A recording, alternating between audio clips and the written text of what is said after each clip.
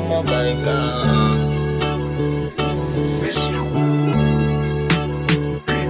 Sabi nila wala akong patutunguhan sa buhay, pagkat isang palamunin at pabigat lang sa bahay. Utak ko daw puro kalawang, kung mag-isip hangal.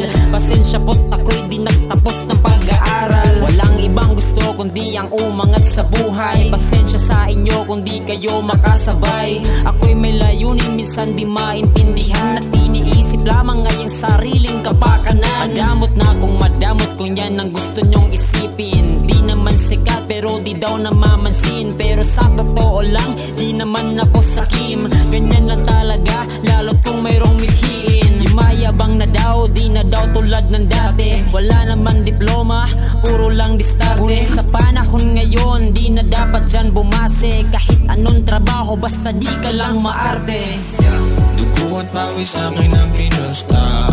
Pasensya na kung di nangangamusta.